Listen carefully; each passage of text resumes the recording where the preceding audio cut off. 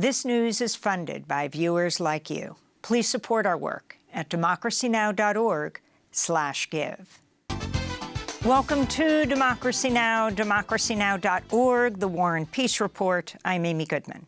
Israeli tanks have surrounded Gaza's Indonesian hospital as Israel's military continues its relentless assault on the Gaza Strip's health infrastructure. Earlier today, Israeli artillery fire killed at least 12 people inside the medical complex, where about 700 others, including medical staff and injured people, remain besieged.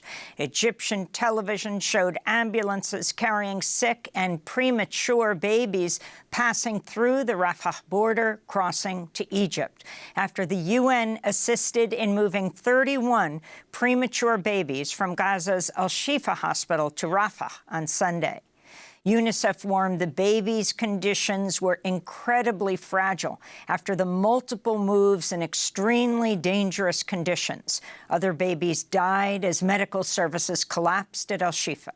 Doctors say babies had to drink formula prepared with contaminated water, further endangering their survival. A number have infections.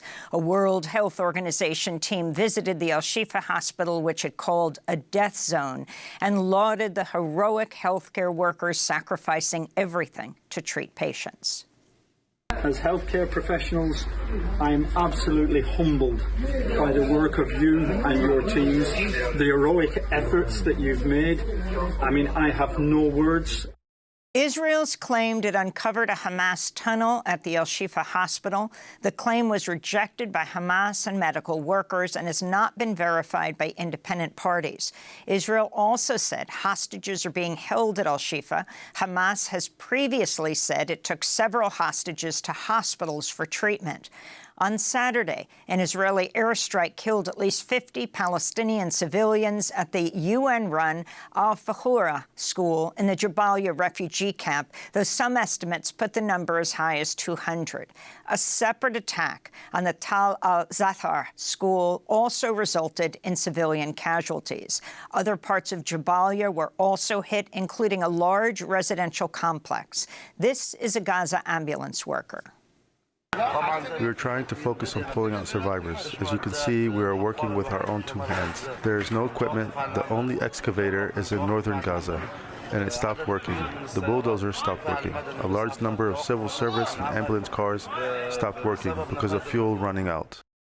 Israel has killed at least 13,000 Palestinians and injured another 30,000 since the start of its assault. The death toll includes at least 5,500 children, or 1 out of every 200 children in Gaza. Another 1,800 children are missing under the rubble, most of them presumed dead.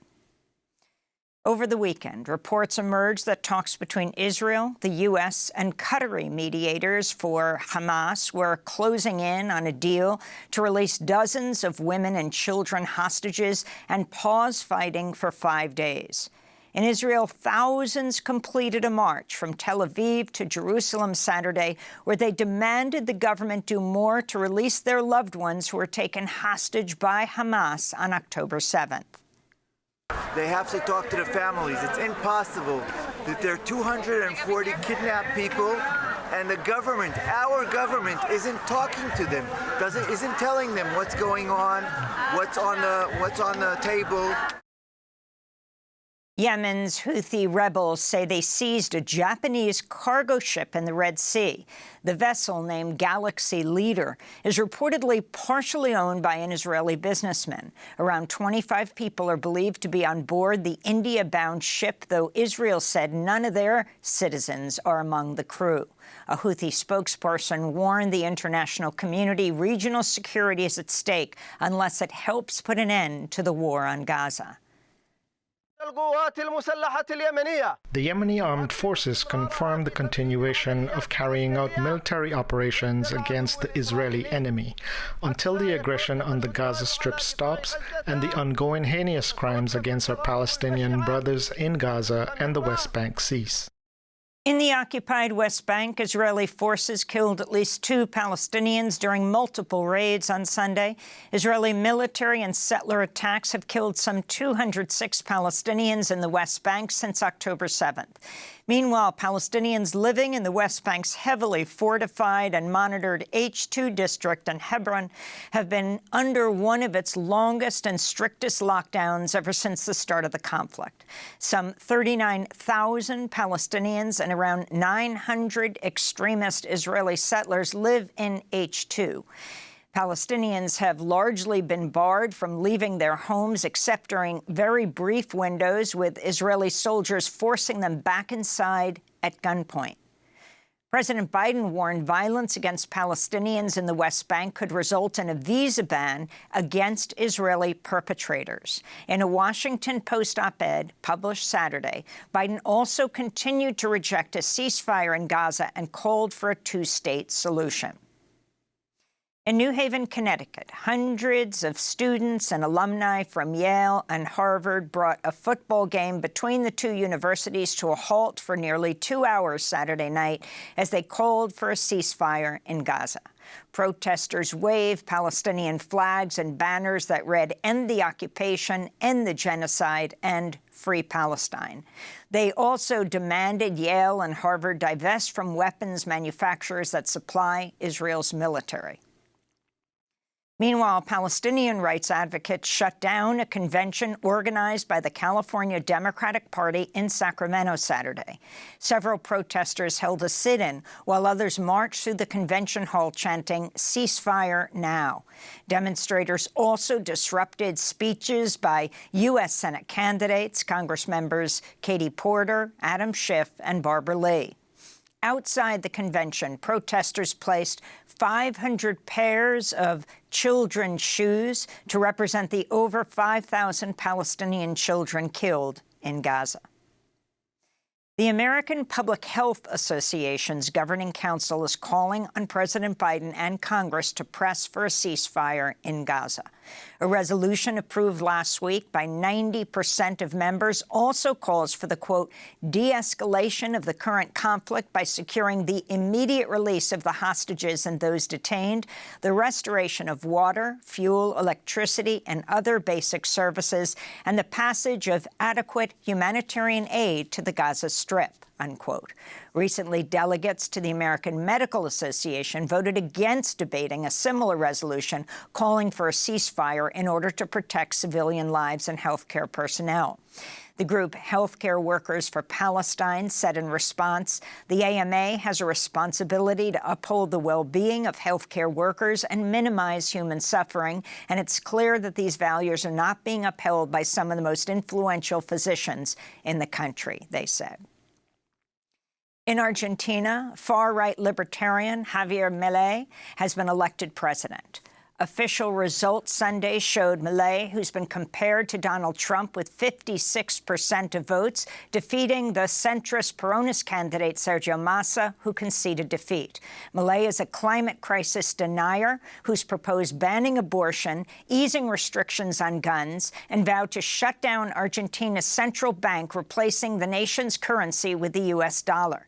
Milei has also questioned the tally of murders committed by the Argentine military dictatorship during Argentina's dirty war from 1976 to 1983. He spoke from Buenos Aires Sunday night. La situación de Argentina es crítica. Argentina's situation is critical. The changes our country needs are drastic. There's no room for gradualism. There's no room for tepidity. There's no room for half measures. In Liberia, the incumbent president, George Weah, conceded a tight race to Joseph Boakai Friday. Voters say Weah was not able to fulfill his promises of reducing poverty, increasing employment, and stepping corruption. Boakai, a former vice president under President Ellen Johnson Sirleaf, had lost to Weah in 2017's presidential election. In a post-election interview, Boakai vowed to redistribute wealth from the exploitation of Liberian resources to its citizens. The mining sector is going to be within our very, very watch. We're going to know what is happening with our resources. What are the people getting for them? And what do we see after they are no longer there? Republican Texas Governor Greg Abbott is expected to sign into law a bill approved by lawmakers last week, allowing local law enforcement to arrest immigrants and asylum seekers and charge them with a new state crime for crossing the U.S.-Mexico border. The bill would also give Texas judges the authority to issue removal orders to Mexico. Meanwhile, other legislation passed by the Republican-majority Texas House last week would appropriate $1.5 billion to build a border wall. The ACLU has condemned the measures, calling it, quote, some of the most radical anti-immigrant bills ever passed by any state. In British immigration news, the UK Supreme Court ruled the government's plan to send asylum seekers to Rwanda was unlawful. The proposal was first announced last April and met with swift legal challenges and condemnation from rights groups. Prime Minister Rishi Sunak said he would instead seek a formal treaty with Rwanda and introduce emergency legislation in hopes of pushing through the plan. In climate news, global average surface temperatures Friday averaged more than 2 degrees Celsius, or 3.6 degrees Fahrenheit above pre-industrial levels. It's the first time on record that Earth's daily average temperature has exceeded the 2-degree benchmark.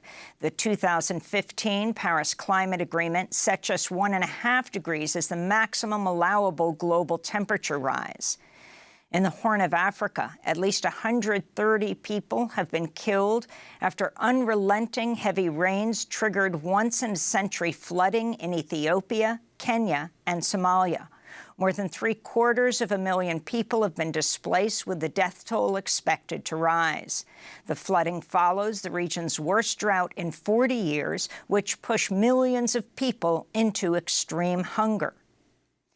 Bolivia's Environment Ministry reports a severe drought combined with slash-and-burn farming practices have driven an unprecedented number of wildfires. The fires have scorched nature reserves and indigenous communities in Bolivia's Amazon and into neighboring Brazil, killing wildlife and triggering air quality alerts that have forced thousands of schools to cancel classes. On Friday, environmentalists rallied in the Bolivian capital of La Paz to demand government action. Millions of animals are dying. Our Mother Earth is dying. Our vegetation, fauna, and flora are disappearing. There are thousands of animals. The firemen who are there still cannot put out the fire. We want a national emergency to be declared because we want our land to be safe. Back in the United States, a Colorado judge has ruled that Donald Trump engaged in an insurrection, but that it does not bar him from appearing on the presidential ballot next year. The judge ruled the 14th Amendment's ban on insurrectionists holding office does not apply to presidents. Friday's ruling comes after courts in Michigan and Minnesota also shot down attempts to keep Trump off those states' primary ballots. In related news, the new House Speaker, Mike Johnson, announced he'll release 44,000 hours of footage from the January 6th Capitol insurrection to the public. With the move, Johnson fulfills a pledge he made to the far-right members of his party, whom he circumvented last week in order to pass a stopgap government funding bill. Extremist conspiracy theories alleging federal agents participated in the attack have already started recirculating since the first 90 hours of footage were released Friday. Democrats and other critics are warning the videos, which show in detail how rioters entered the Capitol complex and how lawmakers escaped, could endanger the safety of staff and Congress members. And Rosalynn Carter, wife of former President Jimmy Carter, has died at the age of 96.